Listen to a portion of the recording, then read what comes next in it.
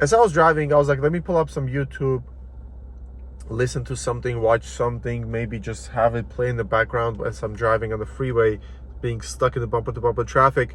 And the video that YouTube thought I wanted to watch was Ioniq 5N review, which I've seen one or two, and I was like, okay, let's watch another one. I guess let's learn more about the car.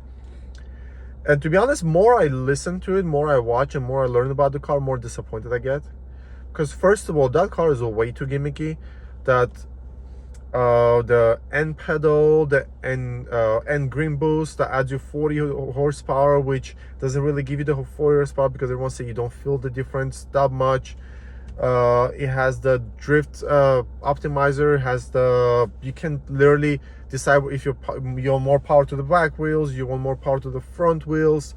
You have the N1, N2 performance options, you have the driving modes, you have the imitation of the dual clutch, 8-speed dual clutch transmission. All of that is confusing.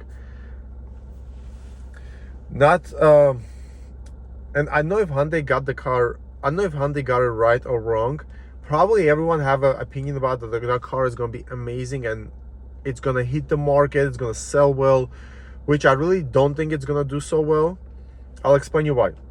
Why is the Hyundai N brand so successful? Talk about Hyundai N brand, used to be Hyundai Veloster N, before it got discontinued, now it's Hyundai Elantra N, the most popular, then Hyundai Kona N.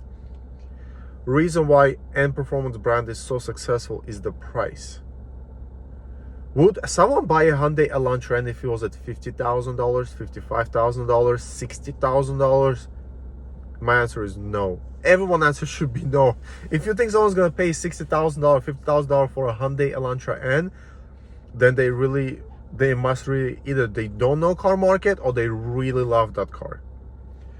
Hyundai Ioniq 5N is priced, I don't know if, I'm not gonna be exact with numbers because every state is different, everywhere taxes are different, every market is different, every dealership marks them different. Some cars have this accessory, some cars, but generally about $66,000. I'm gonna list some cars here as the video goes. You can see what cars you can buy for $66,000. And some of the cars I'm gonna list, and you see here, right over here, some of those cars are not even a Hyundai brand, they're luxury brand. So for the price of a Hyundai, you can get yourself a luxury brand vehicle. And let me tell you this. Do you think Hyundai Ioniq 5N is $10,000 more? Should be $10,000 more than Integra Type S? You think it's $10,000 of a more car than Integra Type S?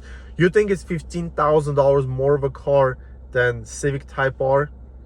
Do you think it's $20,000 more of a car than Golf R? If you really think Ioniq 5N, the car that can probably go max 200 miles in the range, and please, let's not talk about how it can charge up to 80% in 18 minutes, because we all know this overpromise and under-deliver by manufacturer.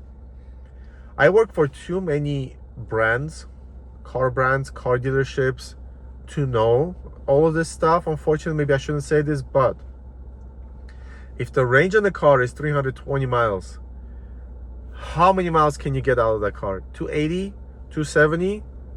Well, because let me tell you why. What does the manufacturer tell you can charge up to? They recommend charge up to 80% to maximize the life battery, correct? Correct. So you already lost the 20% there. How far down are you going to go to zero? Are you going to go to 0%, 5% charge? Probably once you hit 20, 15% maybe, you're going to charge the vehicle, right? So you lost already 35% of charge, because you're not advised to charge 200%, and you're not going to charge below 15%. So you only have what's left in between. So that gives you a range maybe of from 320 will go down to 250. Same with the Ioniq 5N. It's EPA estimated 220 miles range. You're not gonna get that. Reason why? Because you got a performance car. You want to push the car. You want to test out how fast can it go. I want to drive it in the dual clutch mode. I like how it sounds and all that stuff. So max you're probably gonna get is 180, 200 miles. If you take into consideration charging up to 80%, not go lower than 10-15%, it's probably less than that. So if you really think you're saving with that car by paying so much money, think of it, $66,000, guys. That's price of the BMW M2. If you tell me you will I put two cars aside, which is BMW M2 and Ioniq 5N, and you pick the Ioniq 5N, then you're delusional when you bias about it, because there is no way BMW M2 is not better car than Ioniq 5N. The only reason I can think of is practicality. Then still, if you want more practical, you go get the BMW M340, which M340 until this day it's nearly a perfect sports sedan to drive. There's very few cars that can be as close to it. So as much as I love Hyundai N performance division, I think they've done a phenomenal job nailing the performance, the way the driver connects with the vehicle, the emotions. I know the emotions, the screaming, you loving the car, love being in the car, love driving the car, and performance division just nailed it. They're really good at it, and that's why Hyundai and performance community has grown so much. But you also have to remember, people like to get what they pay for. You get a lot of cars for $35,000 if you buy a Elantra N. It's nice to drive, it's roomy, it doesn't look so bad. You get the free maintenance, you get the 10-year 100,000-mile warranty, 5-year 60,000-mile warranty if you're pushing it and you blew the transmission, which obviously you shouldn't do. But all of these are advantages of having a performance vehicle that's also affordable. Ioniq 5N to me is not an affordable car. It's same thing as Toyota Land Cruiser, which is going to be a separate video, but Toyota Land Cruiser is $75,000 before dealer markups and all those accessories. If Toyota Land Cruiser is $75,000, how much is a BMW X5 supposed to be, or Mercedes-Benz GLE?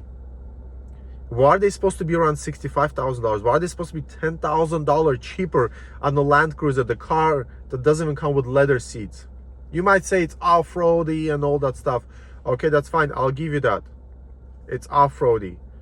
Can you buy a good used G-Class for $75,000, $80,000?